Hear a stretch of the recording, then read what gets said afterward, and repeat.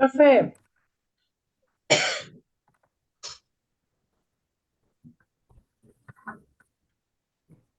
Día, ¿cómo estás? hola, buen día, profe. Diga. ¿Sí? ¿Querías preguntar algo, Farías? Sí, quiero preguntar algo, porque vengo medio atrasada con el repaso y es de unas clases atrás. Cuando teníamos 4 años para solicitar la nulidad relativa, o sea, 4 años a partir de cumplir los 18 o de que cese la violencia. Leyendo después encontré algo sobre cuando la causa se da por error o por dolo.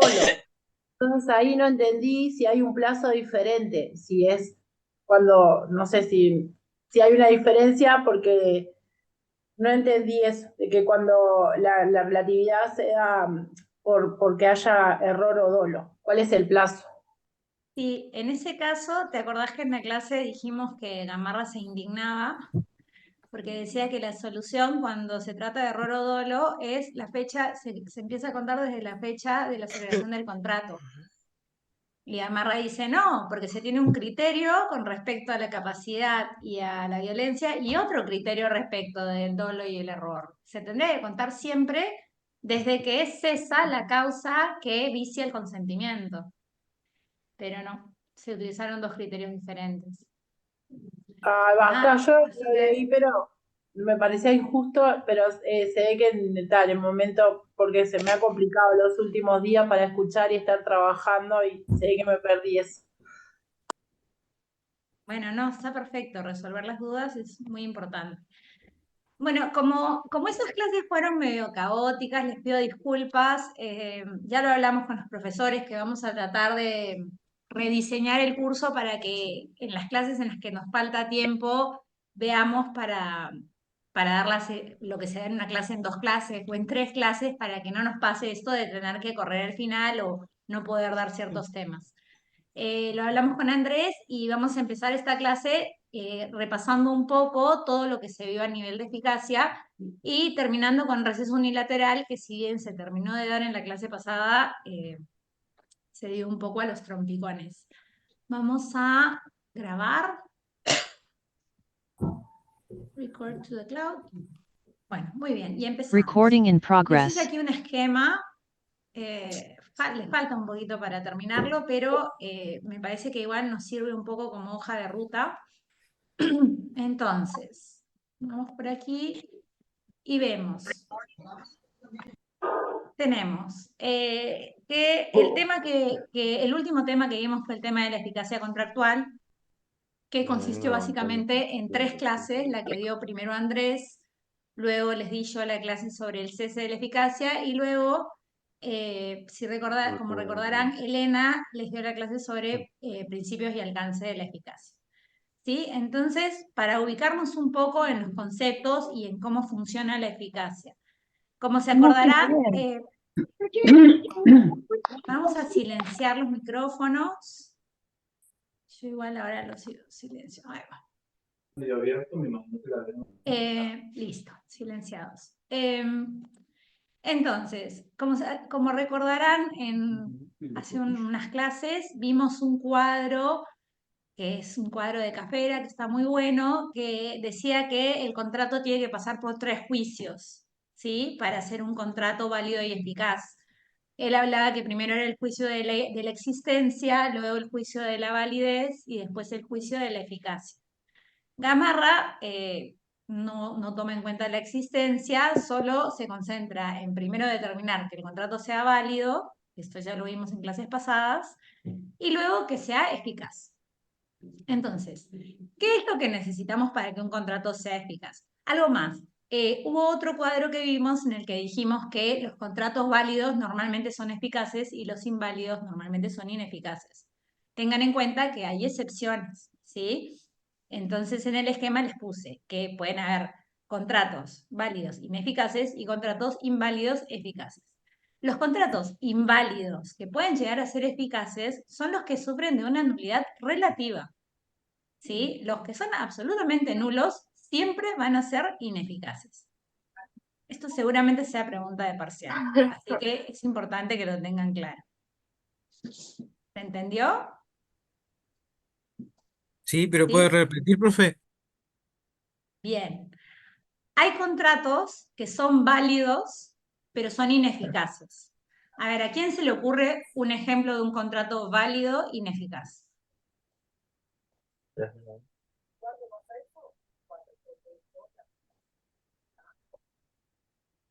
Bueno, les pongo un ejemplo. Un contrato en el que se acuerda una condición. ¿Sí? Celebramos un contrato de arrendamiento, pero ponemos como condición que ese contrato surtirá efectos cuando a mí me asciendan a la sucursal en Durazno. ¿Se acuerdan el caso que vimos de la persona que trabajaba en una empresa y lo ascendían a Durazno? ¿Sí? Entonces es un contrato válido. Tenemos consentimiento, capacidad, objeto, causa. ¿Sí? Si fuese necesaria la solemnidad, en un caso que puede ser una compra-venta, de solemnidad también. Tenemos que ver que tenga todos los elementos, ¿sí? El primer juicio, el juicio de la validez. Ahora, si está sujeto a una condición, no es eficaz. No va a desplegar sus efectos hasta que ocurra esa condición. ¿Sí? Entonces acá tenemos un ejemplo de un contrato válido, ineficaz. Y por otro lado, un contrato inválido pero eficaz es el que mencionamos que celebre un menor relativo, un menor de 16 años. ¿Sí? No es un contrato válido, adolece de nulidad relativa. Y sin embargo, es eficaz, salvo que el menor decida solicitar la anulación de ese contrato, el contrato va a desplegar sus efectos. ¿Sí? Entonces, la regla es la otra. La regla es que normalmente los contratos válidos son eficaces y los inválidos son ineficaces, pero hay estas excepciones. Entonces, no es una regla que siempre se cumple. ¿Sí? Bueno, después vieron con Andrés que tienen 3 requisitos que tienen que verificar. El primero es que el contrato no sea absolutamente nulo. ¿Sí? Después, que las partes, no sé con los micrófonos, ¿eh? Vamos a prestar un poquito de atención a los micrófonos. Y ya que estamos con los anuncios, también marquen la asistencia si pueden, así después no tenemos problemas con ese tema. ¿Tá? Primer requisito, que no sea absolutamente nulo. Segundo requisito, que las partes no hayan autolimitado la eficacia del contrato, como a través de una condición suspensiva o de un plazo suspensivo. ¿Sí? Y después, que las partes tengan poder de disposición. ¿Se acuerdan que esto lo vieron en la clase con Andrés? ¿Sí? Es decir, que tengan un poder para otorgar negocios jurídicos eficaces, que la ley les permita a ellos actuar por sí mismos y desplegar estos efectos. Bien, después pasamos a mi clase, que en realidad medio que se vio interrumpida y después la seguimos, entonces fue medio lío, por eso les he armado este esquema, porque me parece que capaz que quedamos un poco desordenados. Y la clase que yo di fue la de cese de la eficacia contractual. ¿Y qué dijimos? Dijimos que antes de celebrar el contrato, la norma es la revocabilidad, ¿sí? Tanto la parte oferente puede revocar su propuesta como la parte aceptante puede revocar su aceptación. Cuando se junta la oferta con la aceptación, se forma el consentimiento. Al formarse el consentimiento, si además se verifican todos los otros requisitos de validez, se perfecciona el contrato.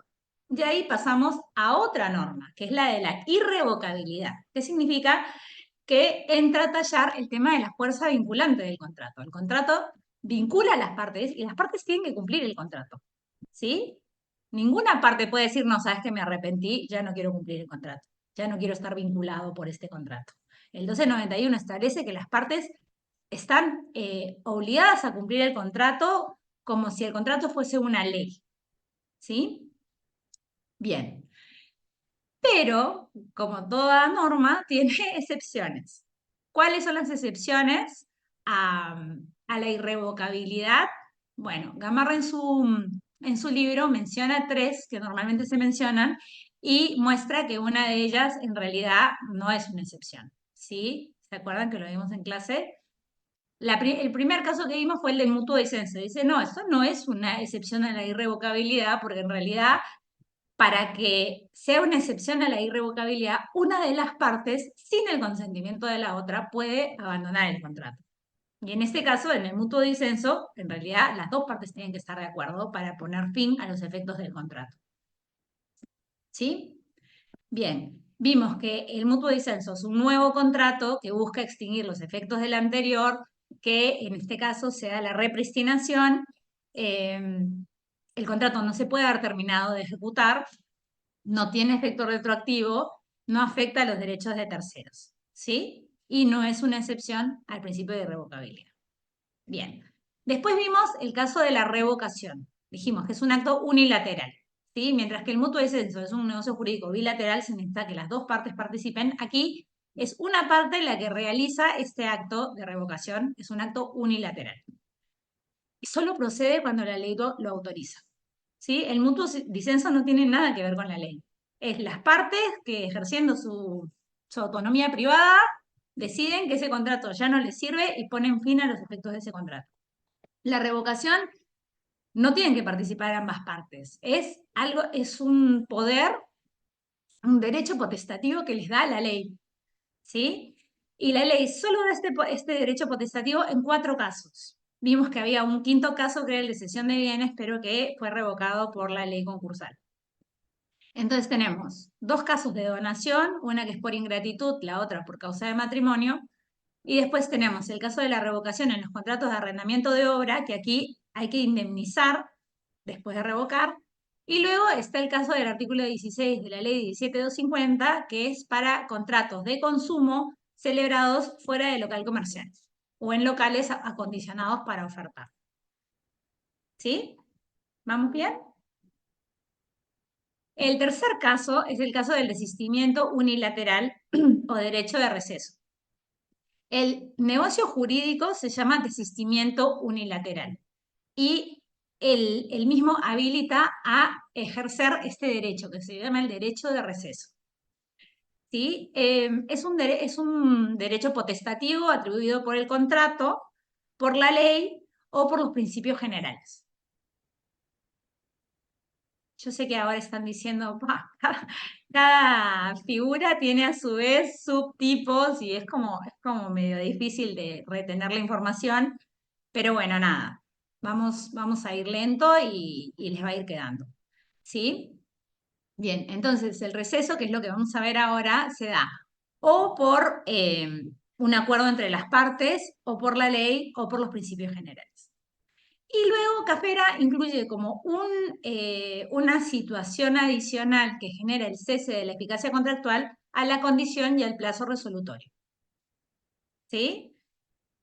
Si yo te alquilo este bien inmueble, y te lo alquilo en dólares, ¿sí? Pero yo gano en pesos. Entonces, si el dólar llega a subir a más de 42, el contrato queda resuelto. ¿Sí?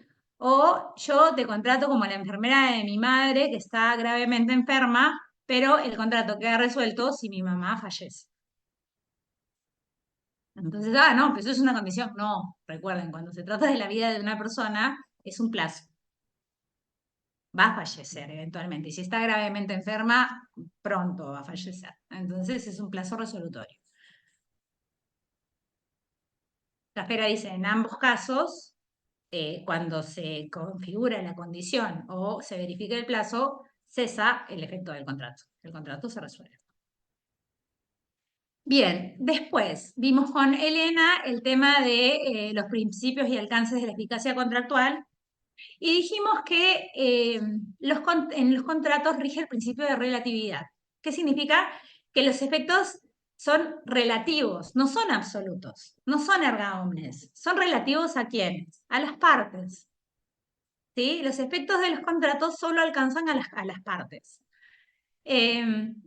Nos decía que el principio de relatividad tiene una cara interna y una cara externa. La cara interna es que el contrato produce efecto entre las partes. La cara externa es que no produce efectos respecto de terceros. ¿Sí? Lo vimos con Elena perfecto, que si Andrés y yo contratamos, luego Andrés y yo le vendo algo a Andrés, Andrés después no le puede exigir el pago del precio a Elena. Elena no tiene nada que ver. ¿Sí? Bien. Los contratos son fuentes de obligaciones, solo producen efectos personales, no reales, y son derechos relativos, por oposición a absolutos. No tienen efecto erga omnes, solo tienen efecto entre las partes. ¿Cuál es la diferencia entre la eficacia y la oponibilidad? La eficacia refiere a los efectos del contrato, ¿sí? A ser destinatario de los efectos y obligaciones de ese contrato. Mientras que la oponibilidad refiere a la posibilidad de imponer la situación jurídica a un tercero.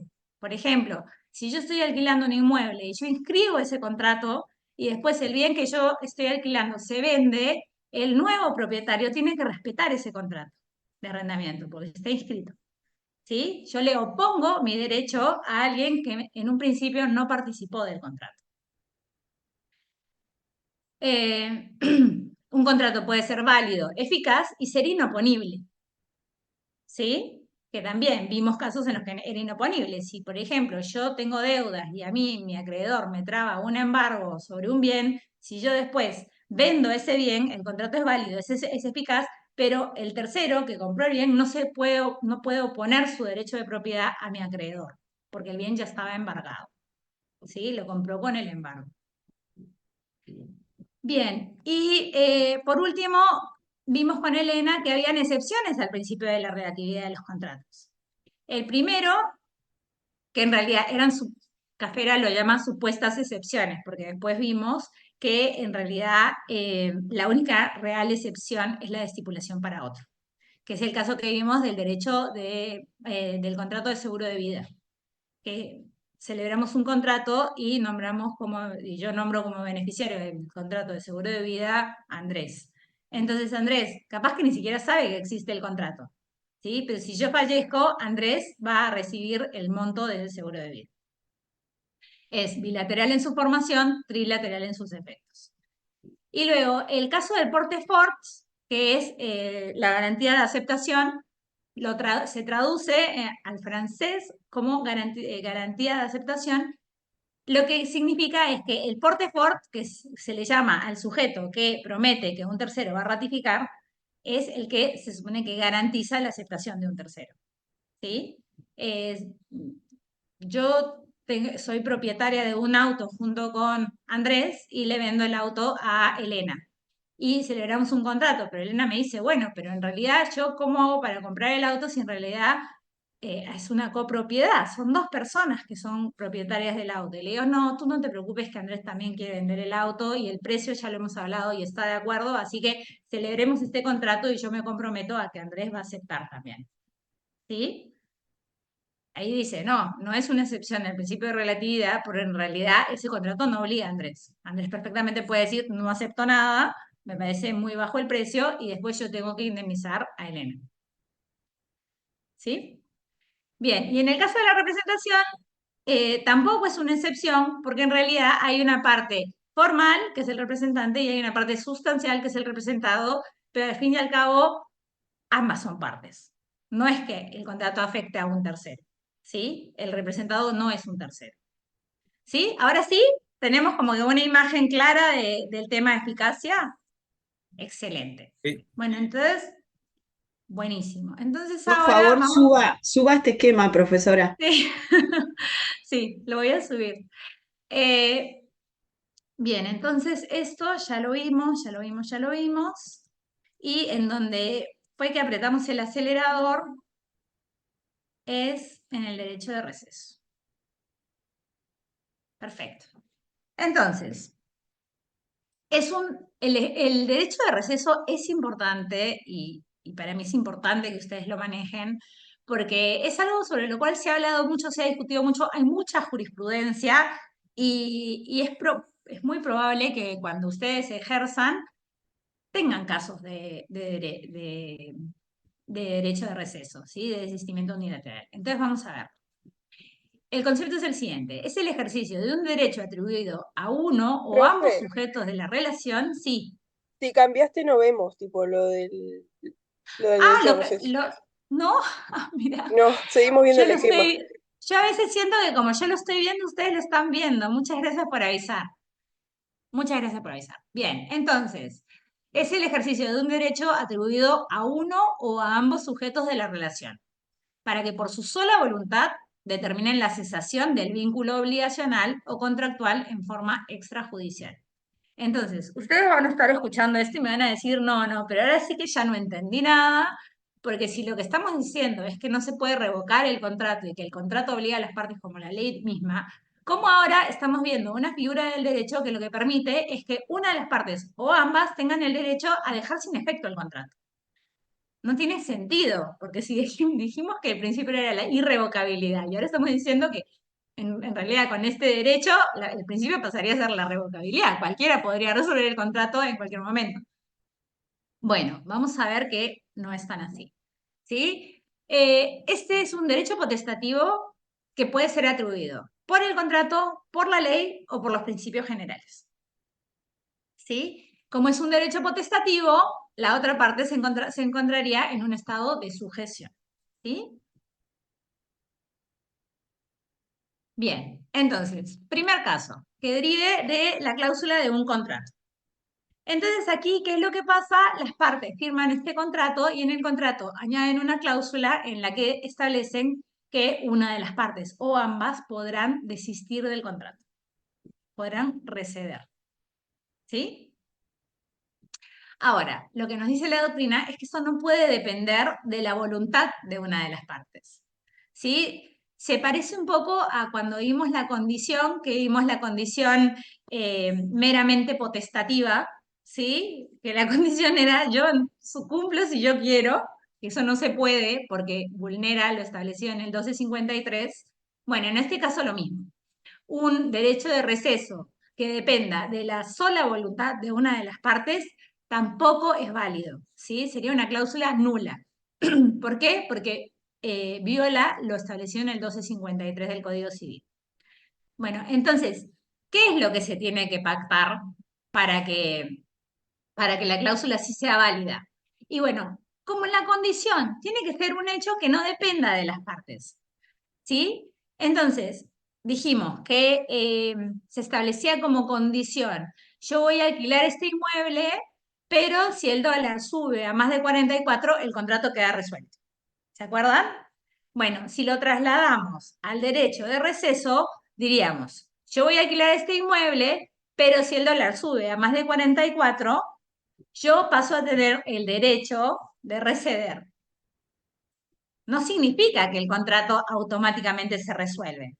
El contrato sigue proyectando sus efectos, pero yo paso a tener este derecho potestativo, que si quiero lo uso y si quiero no lo uso. ¿Sí? Bien. Pero no es el único caso en el que se da la posibilidad de pactar el derecho de receso. Hay otras opciones. ¿Cuál es la siguiente opción que analiza Cafera? Dice, bueno, si se pacta el derecho de receso, pero se pacta una penalidad.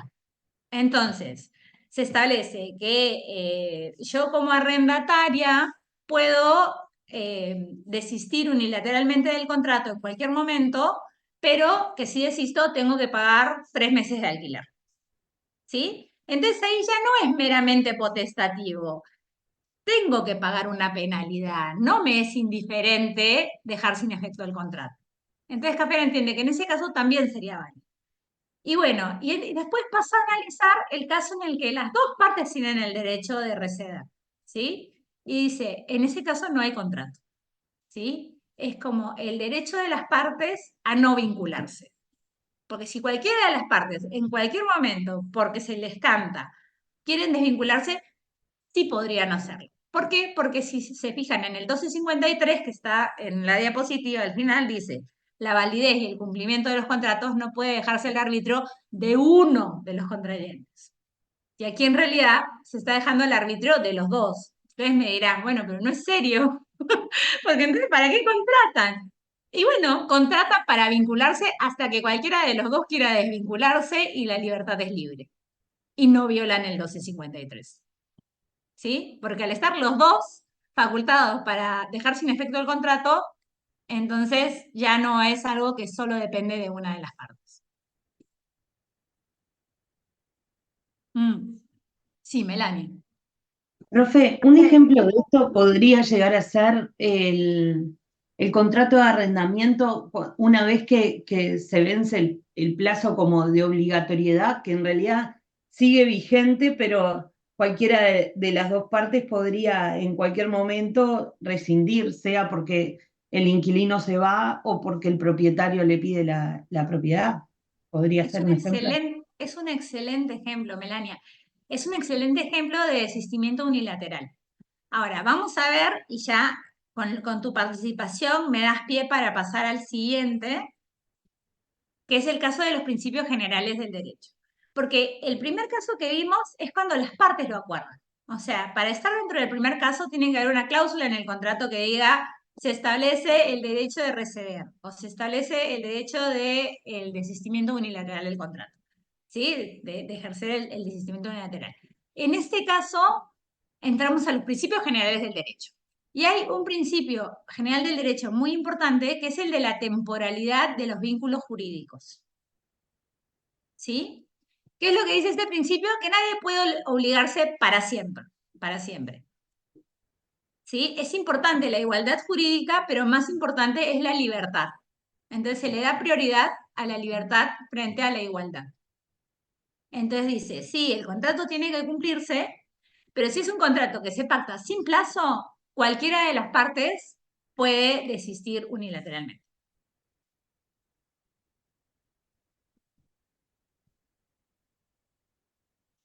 ¿Sí? Entonces, ojo cuando su cliente firma un contrato sin plazo, ¿sí? Porque al firmar un contrato sin plazo se está aceptando que cualquiera de las partes puede abandonar ese contrato en cualquier momento.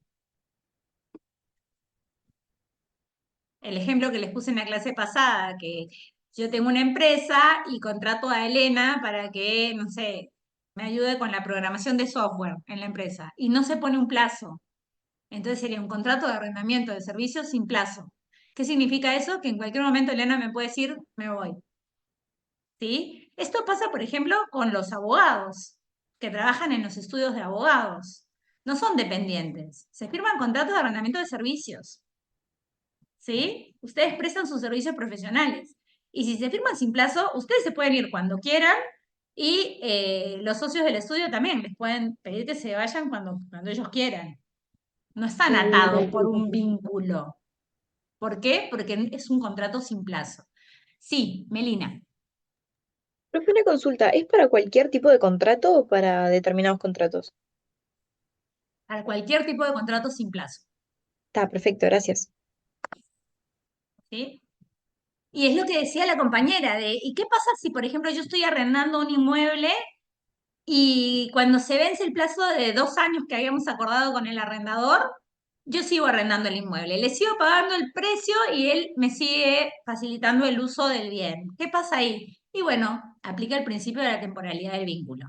Cualquiera de las partes, cuando quieran, pueden decirle a la otra parte, mira, se terminó. ¿Sí? Porque pasa a ser un contrato sin plazo. Luego, vencido el plazo, pasa a ser un contrato sin plazo. ¿Sí?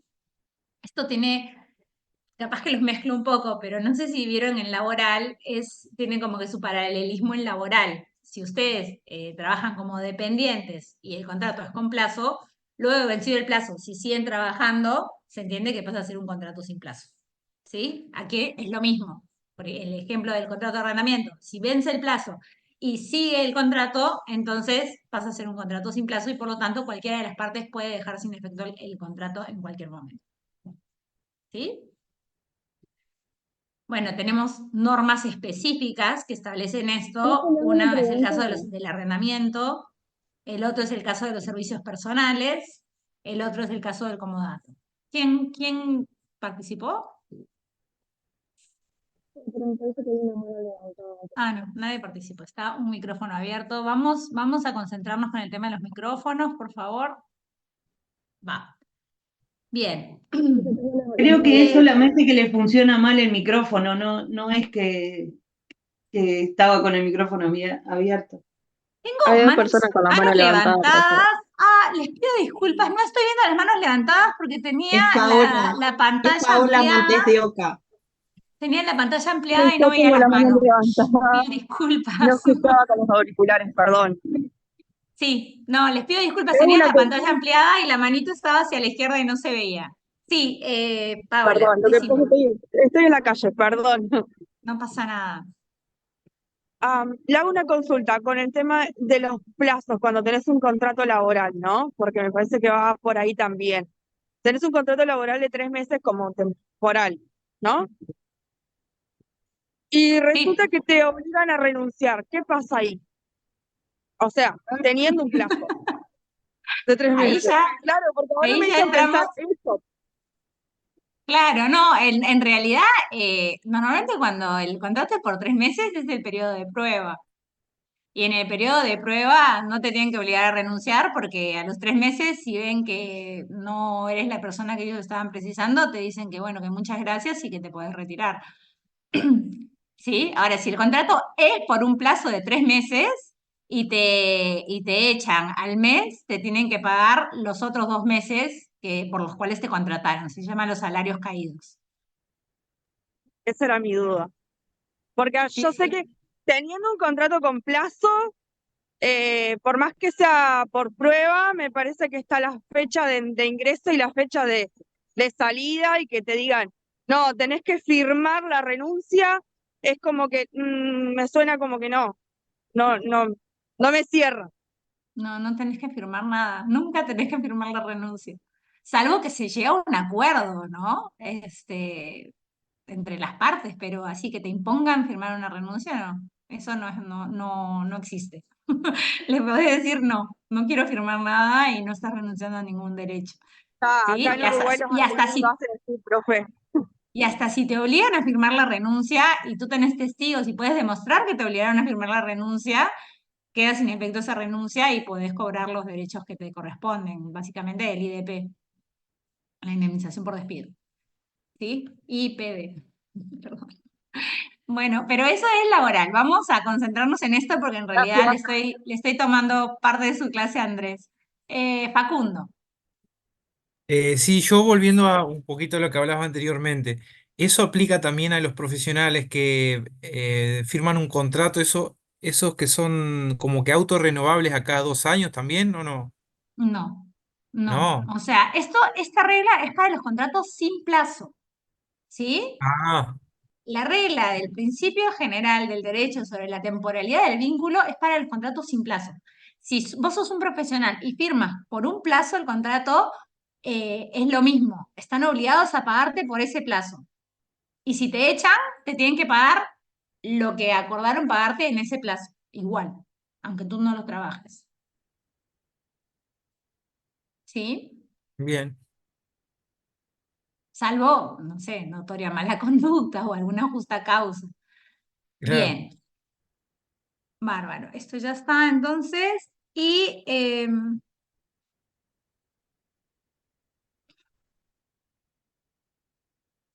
bueno, y el otro caso es el caso de cuando la ley lo establece. ¿Sí? Hay ciertas normas, como el caso del depósito y el comodato, en el que es un elemento natural del contrato.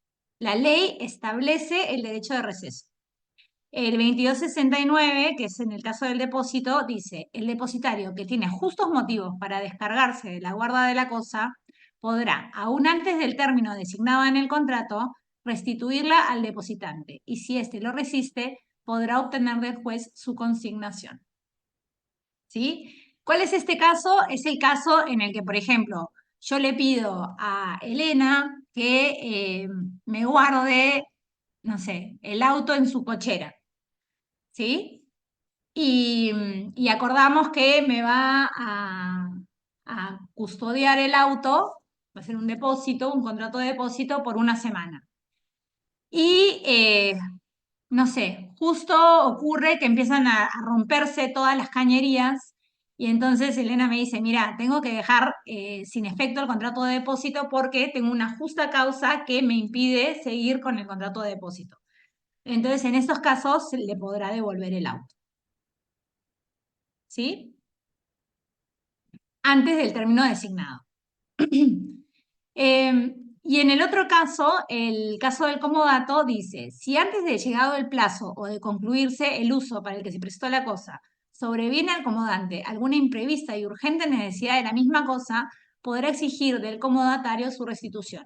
Este es el caso del contrato de préstamo gratuito. ¿Sí? Entonces, por lo mismo que es un contrato de préstamo gratuito, se le da como que esta facilidad al comodatario. Al comodante, perdón. Entonces, si el comodante vive en su casa y tiene otra casa que alquila y en ese momento no la está alquilando y un amigo necesita un lugar donde vivir o los padres del amigo vienen de viaje y él le dice, bueno, te presto este apartamento para que tus padres se queden ahí. Y después pasa algo con su casa, lo mismo, se rompen todas las cañerías, se empieza a inundar y necesita irse a la otra casa, le puede decir al amigo, yo sé que te presté este apartamento por 2 meses, pero en realidad necesito que me lo devuelvas porque necesito con urgencia ese apartamento. ¿Sí? Son dos leyes que establecen dentro del tipo contractual que se puede ejercer el derecho de receso. Entonces, 3 formas de desistimiento unilateral. O porque las partes lo acordan, o porque los principios generales del derecho lo habilitan, o porque la ley lo autoriza. ¿Sí? Larrañaga y Fernández escribieron en el anuario, en el número 30 del anuario, un artículo sobre este tema en el que dicen que no, que en realidad se puede resumir en 2 causales el derecho de receso. Dice que las únicas fuentes del derecho de receso son los principios de libertad y los principios de temporalidad del vínculo. ¿Sí? Bueno, ¿cómo se ejercita el derecho de receso? Y bueno, una de las partes se lo tiene que comunicar a la otra. Estamos hablando aquí de un caso en el cual el contrato pasa a no tener efectos, cesan los efectos del contrato. Entonces, si hay 2 partes vinculadas, obviamente la parte que decide receder tiene que comunicárselo a la otra parte. Es una manifestación de voluntad recepticia, es decir, tiene que llegar al conocimiento de la otra parte para que produzca sus efectos. ¿Sí? La comunicación no se halla sujeta a ningún tipo de formalidad especial, puede admitirse declaración escrita, verbal o tácita, ¿sí? Con un comportamiento inequívoco del recedente se puede considerar de que se ejerció el derecho de receso. Ejemplo, yo trabajo en un estudio de abogados y un día dejo de ir, ¿sí? Entonces, nada, ejercí mi derecho de receso, ¿sí? No sé, el comodante le estaba prestando un garage al comodatario y en un momento empezó a ocupar el garage con sus cosas. Y bueno, es un comportamiento inequívoco de que está ejerciendo su derecho de receso. ¿Sí? Bien. Dice Gamarra que no es necesario que se expliquen las razones que lo llevan a cesar el vínculo, cuando este deriva del principio de libertad y del principio de temporalidad del vínculo. ¿Sí? El ejemplo del comodato que les expliqué, que yo le presto mi garage a Andrés y un día lleno el garage de cosas. Y entonces se puede entender que yo dejé de prestar el garage a Andrés. Ahora, eso se puede dar si yo le presté a Andrés mi garage sin plazo. ¿Sí? No tengo que darle razones de por qué ya no quiero prestarle más mi garage. Ahora, si lo habíamos acordado con un plazo, lo que dice la ley es que yo tengo que tener justos motivos para poner fin a ese contrato. Entonces, en ese caso sí, tendría que explicarle a Andrés, decirle, mira, ya no te voy a prestar el garage, por más de que habíamos acordado que iba a ser por un mes, porque se me generó esta situación. ¿Sí? ¿Hasta ahí vamos entendiendo? Bien, profe. Bien. Sí. Eh, bueno, en la práctica, sobre todo cuando en los casos en los que es convencional, hay algunas cláusulas que se acuerdan. Por ejemplo, a veces las partes dicen, bueno, este derecho de receso solo podrá ejercerse luego de pasados 2 meses de vigencia del contrato. O no podrá ejercerse en los primeros 6 meses del contrato. ¿Sí? O otra cosa que se acuerda mucho es el tema del preaviso. Bueno, sí, vamos a poder desistir unilateralmente de ese contrato, pero nos tenemos que avisar una parte a la otra con un preaviso de 30 días para que la otra parte pueda organizarse. O un preaviso de 6 meses o un preaviso de un año, dependiendo de qué tipo de contrato sea. ¿Sí? ¿Qué más? Está el control judicial. Entonces, imaginemos que en un contrato una de las partes ejerce su derecho de receso. La otra parte, si no está de acuerdo, puede ir a donde el juez y pedirle que el juez determine si ese derecho de receso fue ejercido de manera correcta. ¿Por qué? Porque se ha entendido de que para ejercer el derecho de receso se tiene que hacer o por justas causas o de buena fe. Es a lo que se llama el test de los 2 pasos, que fue creado por Hernández y Cerizol. Este desarrollo se dio en los contratos de distribución. Es más, si ustedes buscan jurisprudencia que toque el tema del derecho de receso, la mayoría de los casos son casos de contratos de distribución. ¿Qué es el contrato de distribución? Es el caso, por ejemplo, que yo quiero ser el distribuidor de la marca La Abundancia. Entonces, hubo también un caso de Conaprole. Entonces, yo tengo mi camión y yo me encargo de ir a la planta, levantar todos los productos y entregarlos a los diferentes comercios. Entonces,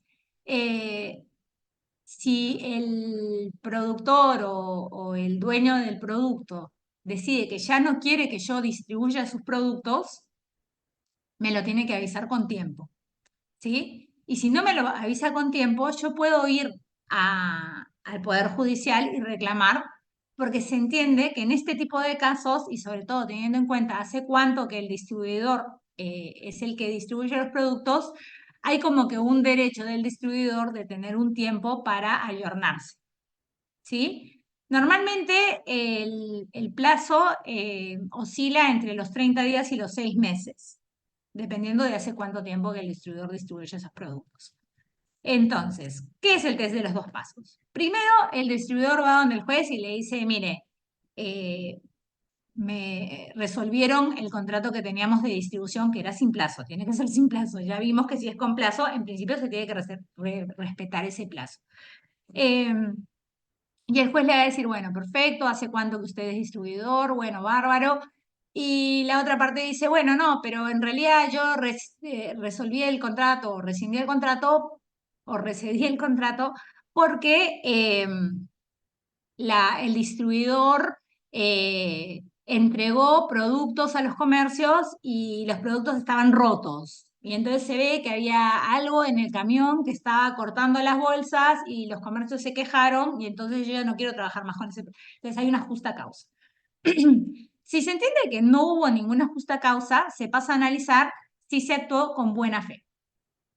Entonces, la buena fe normalmente se analiza desde el lugar de, por ejemplo, si el fabricante del producto le dijo al distribuidor, mira, ese camión que vos tenés a mí me parece que no está bueno, me gustaría que lo pintaras de blanco y le pusieras un pegotín enorme que dijera, no sé, La Abundancia o Conaprole y mejoraras la imagen no sé, de la publicidad que haces o lo que fuera.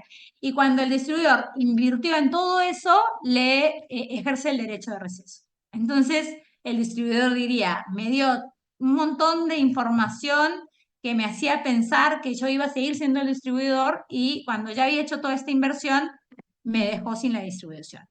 ¿Sí? Entonces ahí el juez puede decir, no, si sabes que no se actuó de buena fe, se deja sin efecto el receso. ¿Y qué pasa? Que el contrato pasa a nuevamente desplegar sus efectos. O puede pasar que lo que tenga que hacer, lo que haga el juez sea ordenar la indemnización. ¿Sí? Porque capaz que las partes están repeleadas y ya no quieren ni verse, entonces en ese caso, una indemnización. Depende de lo que se pida. Bien, efectos del derecho de receso. Primero, tiene efectos ex nunc, es decir, solo hacia el futuro. No son retroactivos. En los contratos de ejecución continuada no hay problema, pues no sería posible reprisionar las prestaciones. Por ejemplo, el arrendador no puede devolver los alquileres pagos y el inquilino no puede devolver, el arrendador puede devolver los alquileres, pero el inquilino no puede devolver el goce de la cosa. ¿Sí? Entonces, en realidad no puede haber repristinación. En los contratos de cumplimiento instantáneo, el derecho de receso solo se puede ejercer si no se ha principiado la ejecución del contrato. Porque al ser los efectos hacia el futuro, y es, por ejemplo, un contrato de compra-venta, uno entregó la cosa y el otro aún no pagó el precio. Y si los efectos no son retroactivos, entonces se generaría una situación injusta. Y además no afecta a los derechos adquiridos por terceros durante la vigencia del contrato. ¿Sí? Bueno, vamos a hacer las diferencias con la revocación. La revocación, como dijimos, solo opera cuando la ley lo autoriza. El receso puede derivar, ya sea de la ley, acuerdo entre las partes o los principios generales. En la revocación, luego de extinguirse el contrato, puede ocurrir que se tengan que restituir las prestaciones, como vimos en los casos de donación, por ejemplo. En el receso, el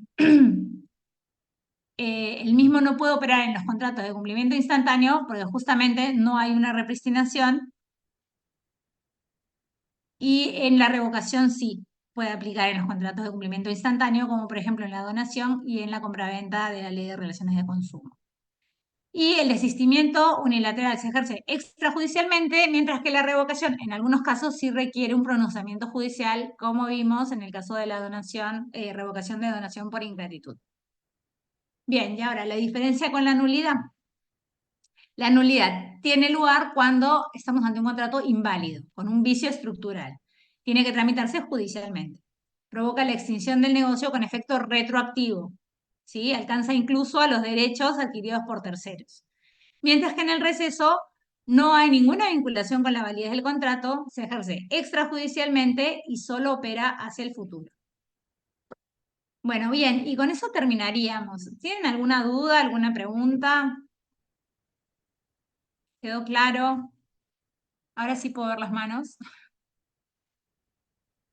Bueno, si tienen cualquier duda la pueden hacer por Eva, ¿sí? Y esta diapositiva ahora se la subo y la idea sería también subirles un cuestionario sobre eficacia. Así con eso capaz que podemos afianzar conocimientos. Profe, Sí, ¿me puedo hacer una pregunta con sí, respecto claro. al tema de la causa? Ponele, si el juez no entiende que la causa se da de baja el derecho de receso, puede ser, o entendí Claro, mal. sí, sí, se deja sin efecto el derecho de receso.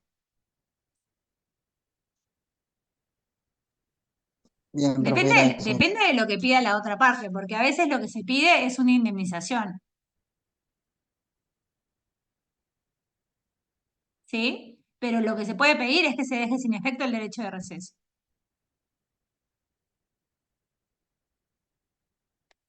¿Bien?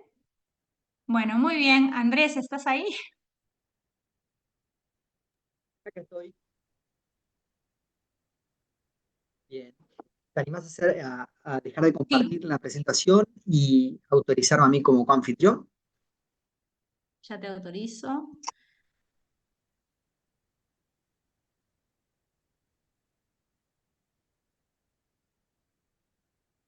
Pronto. ¿Sí? Bueno, les cuento un poquitito qué es lo que vamos a hacer. Ahora, en lo que nos resta de la clase de hoy, vamos a iniciar la tutela preventiva del crédito. ¿Sí? Probablemente no nos alcance para terminar hoy y continuaríamos la semana que viene. A su vez, el lunes está agendado para que exponga ese invitado que yo les había mencionado, se llama Jorge Corredor, es profesor de la Universidad del Externado de Colombia, que es probablemente de las mejores universidades de allá, y a su vez es doctor, ya terminó, por la Universidad Carlos III de Madrid. Bien, él lo que nos va a hablar es sobre todo lo que estamos viendo nosotros de obligaciones, contratación y demás, aplicado a todo lo que es la contratación financiera, ¿sí? Sobre todo a la contratación de activos financieros. Bien, la denominación técnica del tema es tokenización. Pero bueno, más allá del tema que él va a exponer, que es interesante, a mí me interesa sobre todo que vean lo que es pasar por un proceso de investigación, y sobre todo investigación de posgrado, ¿no? Que les cuente, bueno, cómo investigó, qué es lo que tuvo que hacer, qué implica estudiar en el exterior, que también era el exterior para él, lógicamente, cómo se prepara una defensa de tesis, cómo se integra un tribunal, porque seguramente ustedes o muchos de ustedes van a pasar por eso el día de mañana y bueno, creo que está bueno tener una experiencia. Bueno, vamos entonces a el tema que nos ocupa. Voy a compartirles la pantalla. Bien. ¿Están viendo la pantalla compartida? Sí, profesor. Déjenme que se las quiero ampliar. Diapositivas desde el principio. Ahí está. Bien. Les decía que vamos a ver tutela del crédito, que seguramente ustedes lo vean en los libros denominado como tutela preventiva del crédito, y ahora vamos a hacer alguna digresión sobre el tema de la denominación, ¿no? Porque a mí me gusta más tutela del crédito. Este tema, más allá de exponer qué consiste la tutela del crédito, implica analizar tres acciones puntuales, que son la acción pauliana y la acción subrogatoria, que verán conmigo, más la acción simulatoria, que van a ver con la profesora Muñoz la semana que viene. La bibliografía ustedes la tienen en el programa de curso, como siempre. Básicamente, el tomo 3, el Tratado de Gamarra, ¿sí? Hay algún artículo en la Justicia Uruguaya de Gamarra que aquí le señalo. Hay un libro que está muy bien de Gamarra sobre estos temas, tal vez probablemente sea lo mejor que está escrito sobre todo lo que es la tutela del crédito, que es un libro muy viejo, que se llama Estudios sobre obligaciones de Gamarra, si no me equivoco es anterior al primer tomo que publicara el tratado, que bueno, sé que está agotado, pero que la biblioteca de facultad está. ¿Ah? Eso se lo recomiendo particularmente, es un libro corto, pero vale la pena la totalidad. Y después hay un artículo del hijo de Jorge Gamarra, Jorge Luis Gamarra, que es un capítulo entero que se llama Tutela Preventiva del Crédito, que está en un libro de varios autores, denominado Obligaciones y Cuasicontratos, que bueno, aquí les pongo los datos de publicación. Bueno, para entrar en tema, ¿por qué entendemos por tutela preventiva del crédito? ¿Sí? Nosotros decimos que conforme al artículo 2372 del Código Civil, todos los bienes del deudor son la garantía común de los acreedores. Eso quiere decir que si el deudor no cumple su obligación, los acreedores tienen derecho a seguir cualquier activo que se encuentre en el patrimonio del deudor para lograr satisfacer la obligación incumplida o los daños y perjuicios que eso le generó. Bien. Ahora bien, esto nos indica que no, el vínculo obligacional no es específicamente en relación a la prestación asumida por el deudor, sino que en caso de falta de cumplimiento de esa prestación, se puede atacar la totalidad del patrimonio, la totalidad de los activos que tiene ese deudor. ¿Y qué es lo que sucede? Podría suceder que el deudor realice ciertas acciones u omisiones que afecten la integridad de ese patrimonio. Imagínense, yo estoy dispuesto a prestarles a ustedes 100 pesos porque sé que ustedes tienen 3 casas, ¿sí? Todavía no me han pagado los 100 pesos, todavía no llegó la fecha de exigibilidad, pero yo veo que ustedes poco a poco empezaron a vender sus casas y se están quedando sin nada y la plata que obtienen de esas casas no la están reinvirtiendo. De ese modo, están teniendo una acción que implica que ven afectado esa composición del activo que ustedes tienen, que de alguna forma es lo que a mí me da tranquilidad de que yo el día de mañana podré ver satisfecho mi crédito.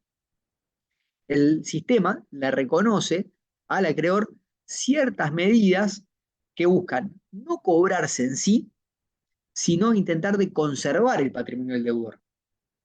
El cobrarse en sí, la función satisfactiva del crédito, va por otro camino, que es por ejemplo la ejecución forzada, que podrá ser específica, por equivalente, por un tercero, ¿sí? Eso ya lo van a ver en el que viene en responsabilidad y particularmente cuando estudian responsabilidad contractual.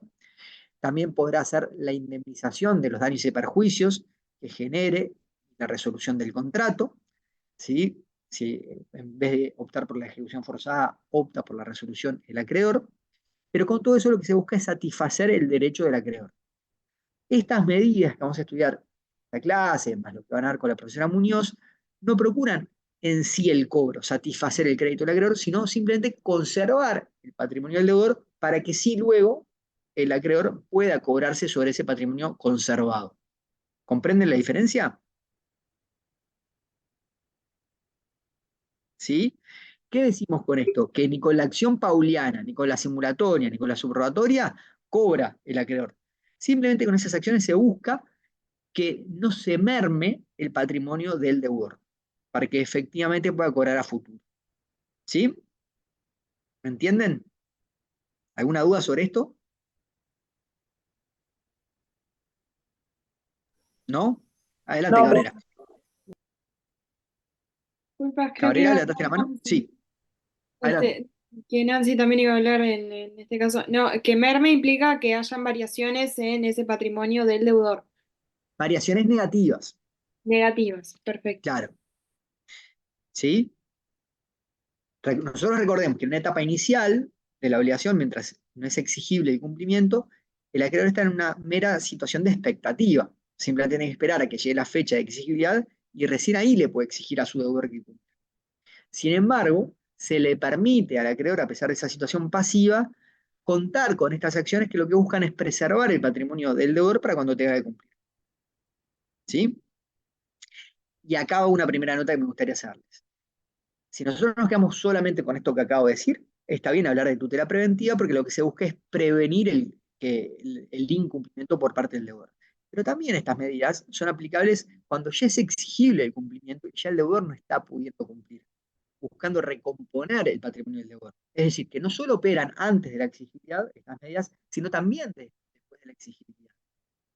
En ambos casos, lo que coincide, sea antes o después de la exigibilidad, que mediante estas medidas no va a lograr cobrar el acreedor, sino simplemente va a procurar reintegrar activos al patrimonio de su deudor para que luego, mediante otra acción, sí pueda cobrar. ¿Sí? ¿Se entiende? Bien. Seguimos adelante. Dicho esto, a nivel general sobre la tutela preventiva del crédito, entramos en la primera de las dos que van a ver conmigo, que es la acción subrogatoria. ¿Quién puede leer el artículo 1295 del Código Civil? ¿Hay un voluntario? Yo lo leo, profe. Bien. Leo, profesor. Sí. El que quiera. 1295. 95. Bien. Podrán los acreedores pedir al juez que le autorice para ejercer todos los derechos y acciones de su deudor. Artículo 23.7.2. Exceptuándose los derechos que no ofrezcan un interés pecuniario y actual y aquellos que por su naturaleza o por disposición de la ley no pueden ser ejercidos sino por el deudor o que, a lo menos, que puedan serlo contra su voluntad por otra persona. Bien. ¿Quién me puede explicar qué es lo que entienden de este artículo?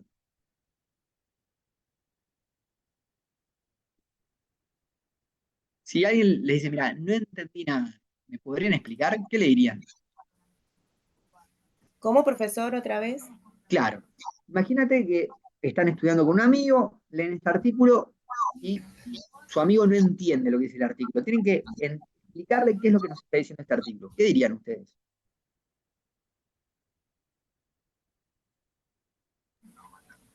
¿Qué es lo que ustedes comprenden de la lectura de este artículo? Que no se extinga el patrimonio del deudor, puede ser, profesor. O sea, esto se hace que se produzca o ingrese en su patrimonio, o sea, no sé cómo explicarlo específicamente, ¿no? Pero con esto lo que se hace es que se produce o se ingrese en su patrimonio, ¿no? O se pierda o se extinga el patrimonio del deudor. Bien, pero específicamente, porque eso podría ser una nota común a todas las medidas de tutela preventiva de crédito. Pero acá tiene una particularidad. Adelante, Farías. Es como que si yo me pongo, yo soy la acreedora, le pido al juez ponerme en el lugar del deudor y poder utilizar, o sea, manipular no sé si está bien el concepto, el patrimonio del deudor y pagarme las cuentas, como ponerme en el lugar de él y poder saldar las deudas que éste tiene, primero para conmigo. Bien, pero vos hablabas de manipular el patrimonio del deudor o gestionar el patrimonio del deudor. ¿Eso es respecto de cualquier gestión del patrimonio del deudor? Por ejemplo, puede ser que el deudor tenga un bien y no lo está alquilando y se decida que lo alquile porque él no lo está haciendo. Ahora tenemos dos participantes más que levantaron la mano. Razap, Profe, adelante. nada, que en el artículo aclara de que se exceptúan cuando no hay interés pecuniario, que quiere decir que no haya plata de por medio, digamos, no haya un interés económico sobre determinada parte del patrimonio y que sea actual, aparte, aclara, ¿no? De que no puede ser a futuro. Esto que estás diciendo, yo no puedo agarrar y porque me debe a mí alquilarle una propiedad que tenía desalquilada, porque a mí se me ocurre y quiero cobrar ese dinero. O gestionarle, no sé, hacer negocios en su nombre porque me debe dinero. Bien. Ahora tenemos 2 personas más que levantaron la mano. 3. Vamos con Galarraga. Sería administrar esos bienes para hacerlos producir y como consecuencia después, o sea, hacer una administración para que se pueda duplicar, no sé, o sea, reproducirse la ganancia y poder después más adelante cobrarse ese dinero. Bien, Cabrera. Disculpe, profesor, pero le voy a contestar con una pregunta. A mí no me queda claro el acreedor anticrético. Entiendo que es aquel acreedor que en realidad protege ganancias de ese deudor, pero puedo estar súper entreverada. Realmente hace rato que lo estoy intentando como esquematizar con mis palabras, pero tal, le debe estar pasando a otros compañeros. Bien, pero no habla de acreedor anticrético. 275, ¿dónde lo ves? El acreedor anticrético es el que es propio de un contrato anticresis, que es un contrato que se usa muy poco, de hecho yo nunca lo vi en mi vida, pero ustedes lo van a estudiar el año que viene en contratos, ¿está? Y básicamente lo que sucede allí es que una persona le debe a otra y lo que hace el deudor es le transfiere el derecho a la explotación comercial de un bien determinado para que con el producido, con los frutos que genera ese bien, se pueda cobrar su crédito. ¿Sí? Imagínate, yo te debo 100 pesos a vos, no te los puedo pagar, y digo, mira, vamos a una cosa.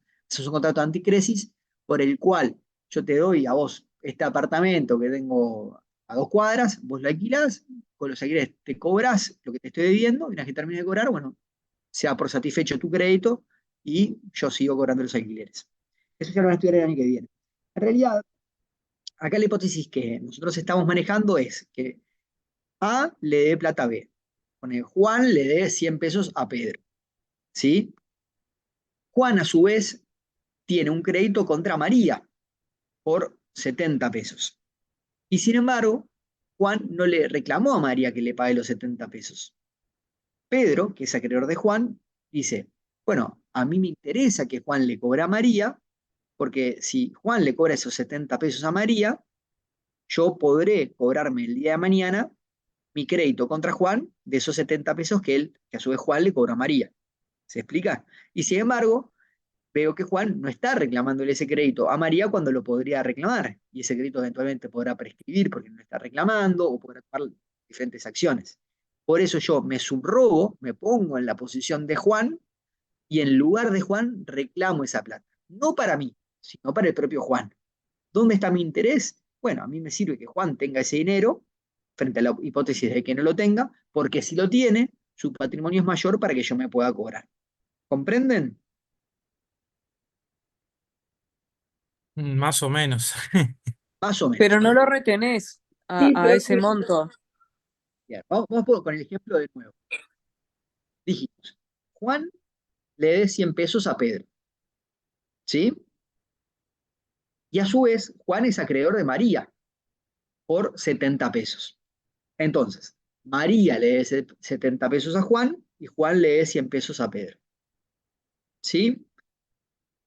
El crédito que tiene Juan contra María por 70 pesos ya es exigible. Juan ya podría reclamarle a María y le pague los 70 pesos.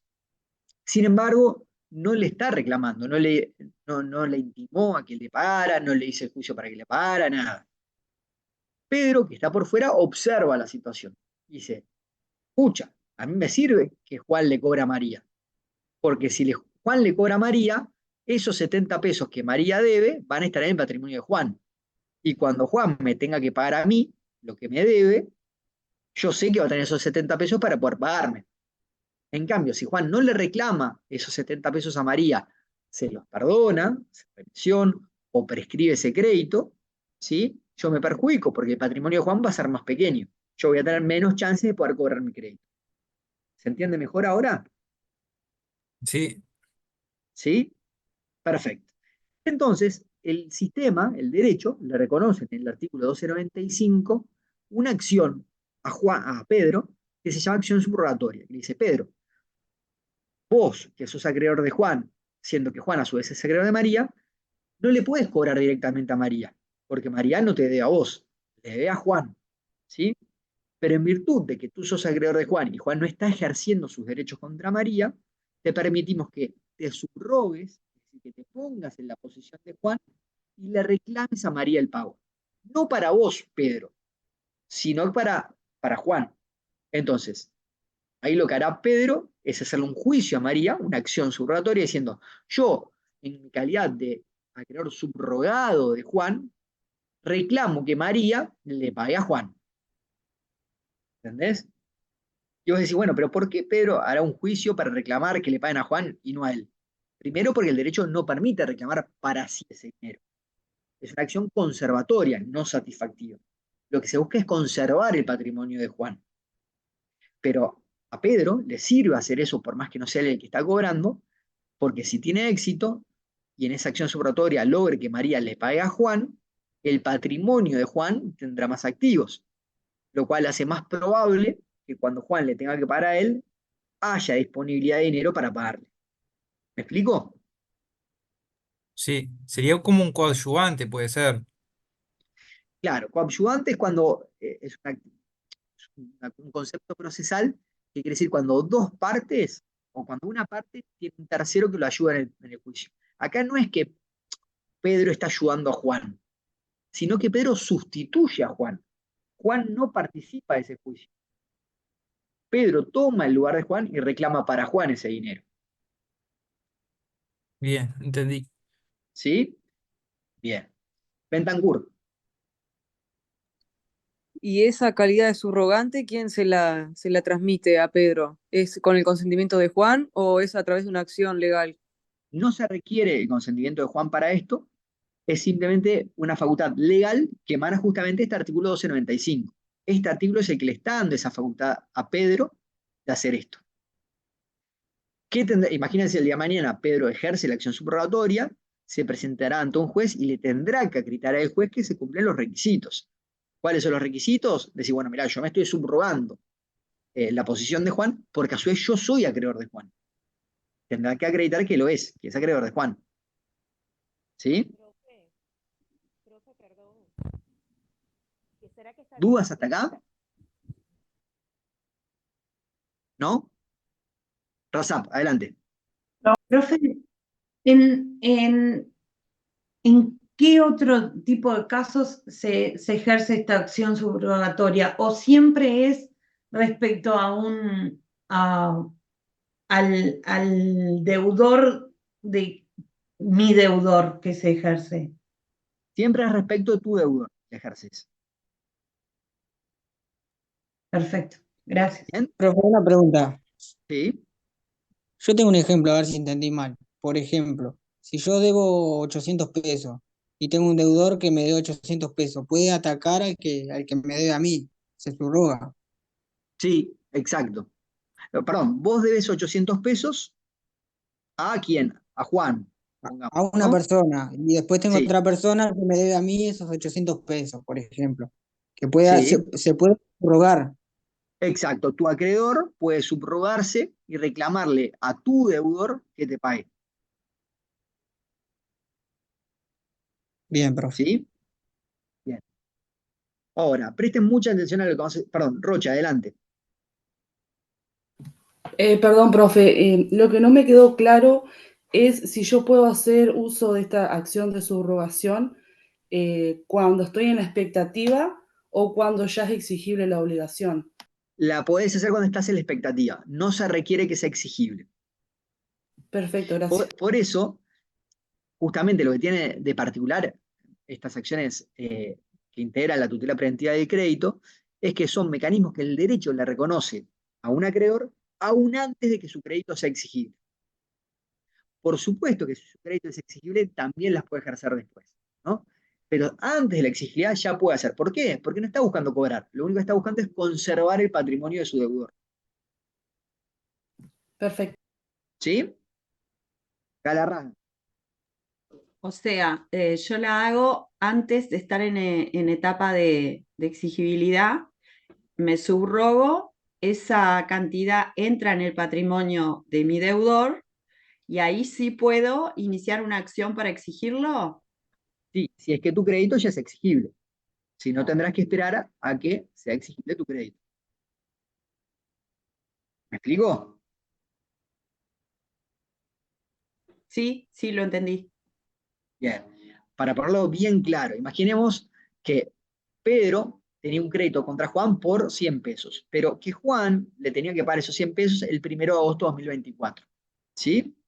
A su vez, Juan es acreedor de María por 70 pesos, pero María ya el 1 de mayo de 2024 le tendrá que dar pago.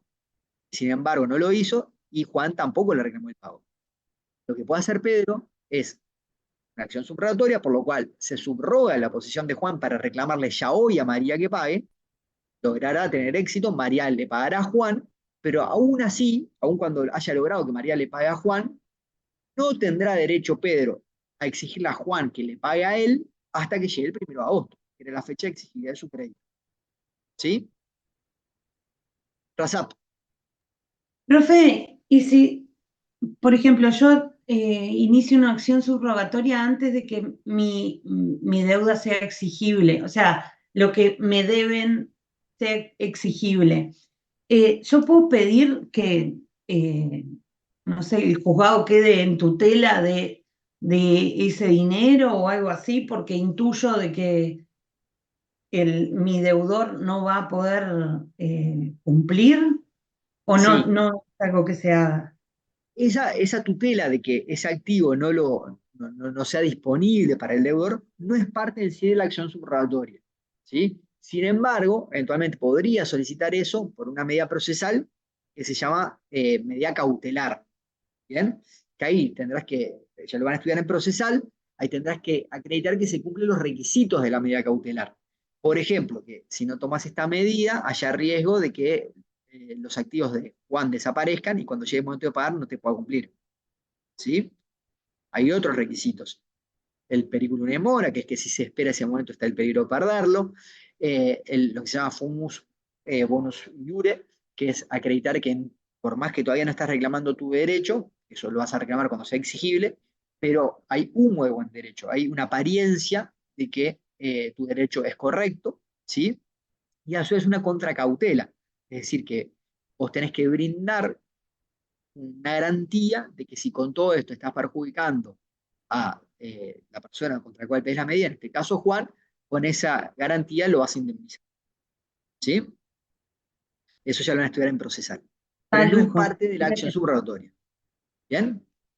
Claro, es ¿Alguna otra duda? una acción que a veces se da medio que en conjunto, pero no es parte de... Perfecto. Podría darse en conjunto, como no, no necesariamente se. Bueno, bien. Algunos puntos que me interesa que tengan muy claros. Primer punto. La acción subrogatoria no implica que el acreedor que se subroga en su deudor cobre directamente, sino que solamente lo que busca es que su deudor le cobre a quien a su vez le debe. ¿Sí?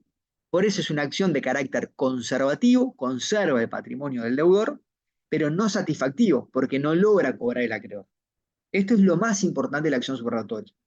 Profe, Y en ¿puede general, repetir? sí, que es una acción conservatoria.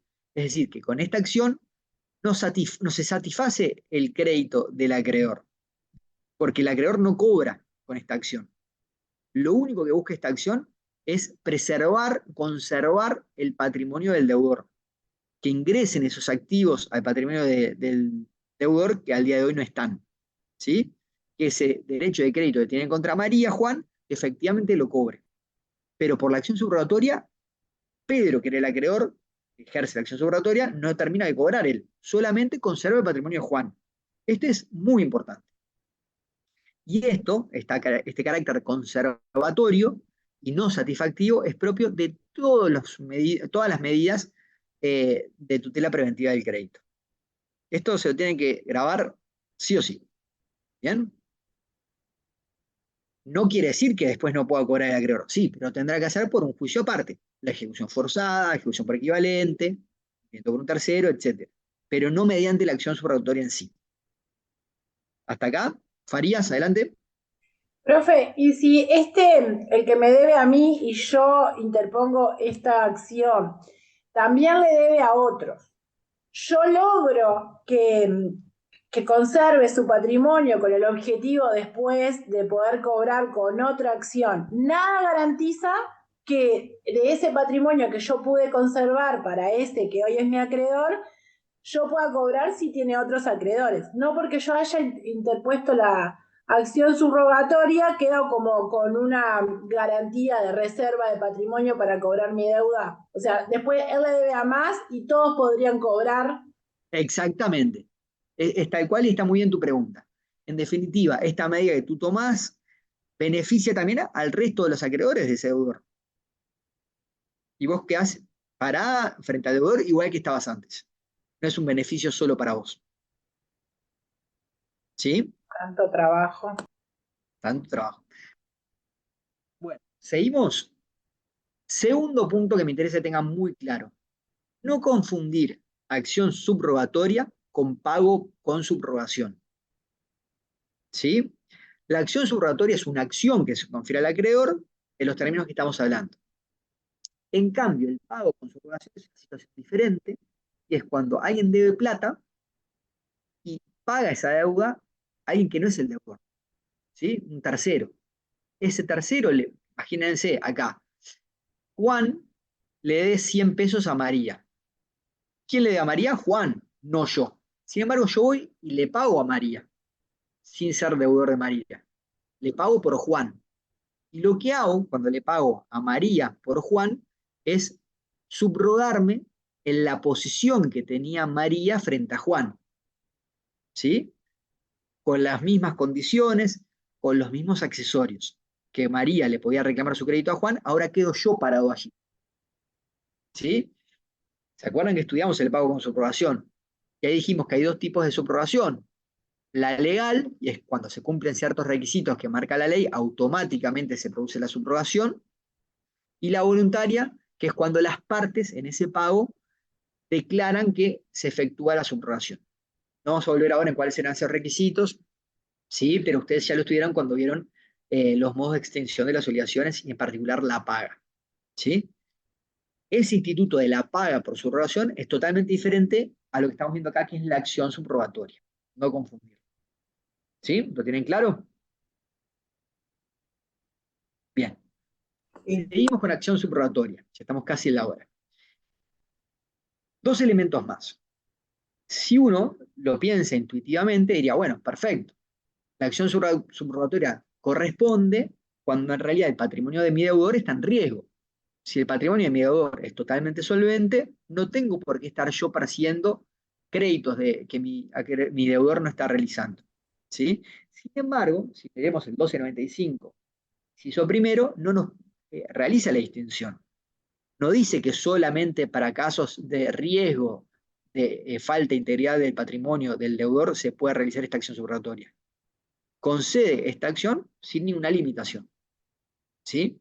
Sin embargo, por más que no existe esta limitación dentro de la redacción del 1295, hay un principio procesal que es quien no tiene interés no tiene acción. ¿Sí? Entonces, si mi deudor es una persona sumamente solvente y cobre o no cobre ese crédito, tiene activos suficientes como para pagarme a mí, yo en realidad no tendré un interés en hacer la acción subrogatoria. Si a pesar de eso lo hago, ahí podría impugnarse de que no corresponde esa acción por mi falta de interés. ¿Me explico? ¿Se entiende? ¿Alguna duda? Profe, ¿podés repetir o no? Sí, claro. Si vos lees el 1295, ¿sí? El primer inciso, no te limita la posibilidad de ejercer la acción subrogatoria a aquellos casos solamente en que está en riesgo el patrimonio del deudor y que si no se ejerce, él no sea solvente, el deudor, como para pagarte a vos. No te pone esa limitación. Da ese derecho siempre que alguien tenga un crédito contra otro. ¿Sí? Sin embargo, digo yo, y a pesar que no lo dice el 1295, existe un principio procesal que es que solamente se puede ejercer una acción por quien tiene un interés en ella. Y llevándolo a lo nuestro, si tu deudor es sumamente solvente y sus activos son más que suficientes para pagarte a vos y son realizables con facilidad para pagarte a vos, no puedes tener un interés en perseguir un crédito porque cobre ese crédito o no se cobre, o si igual con lo que ya tiene puedes cobrarte.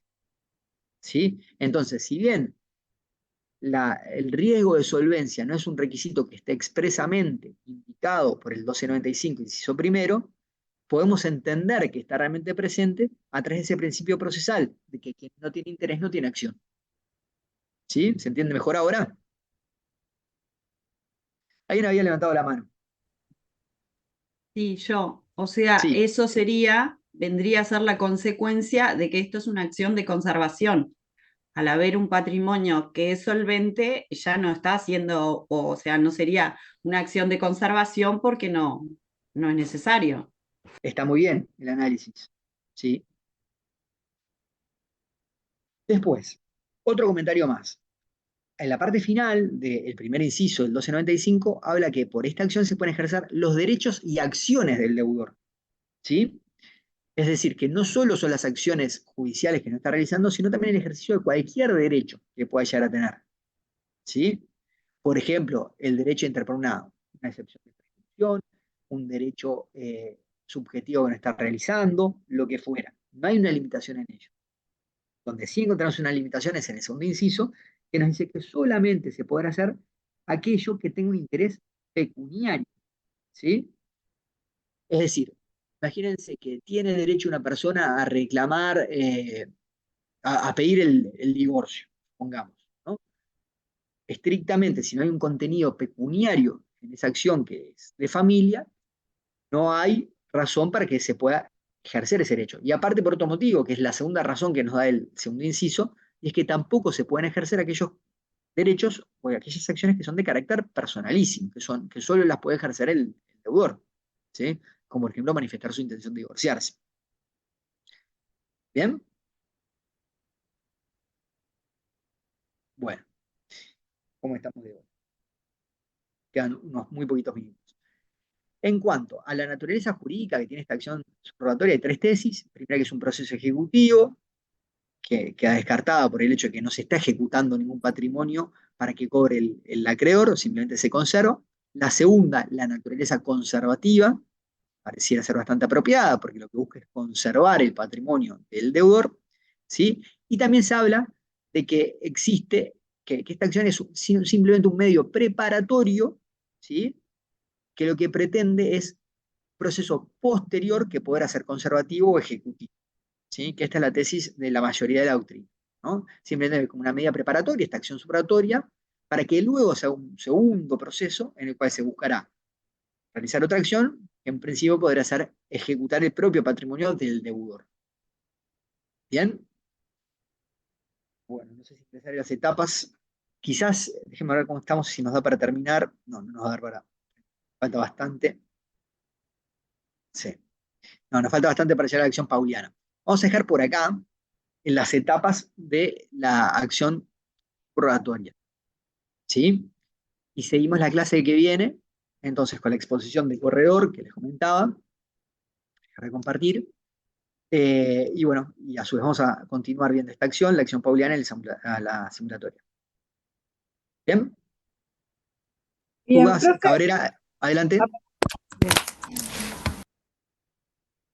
Valeria, habla. Creo que ibas a participar tú. Perdón, no levanté la mano. No, porque me quedó ahí cortito y para que no me quede sin terminar. Medio preparatorio para qué? Era el tercer, la naturaleza jurídica. De un proceso posterior que se va a realizar, donde sí se buscará cobrar por parte del acreedor, satisfacer su crédito. Gracias, Isabel. Bien. Cabrera. Profesor, le iba a pedir si es posible que suba el PowerPoint de esta clase hoy, pero capaz que quería seguirlo dando en la clase siguiente y por eso no preveía subirlo. Nada más. Exacto. Era... Sí, siempre lo subo una vez que terminamos de dar el tema. Perfecto. Bueno, para Sí, mañana, Galarraga. por favor, que suba lo que nos dio hoy. Bien, vamos por acá entonces.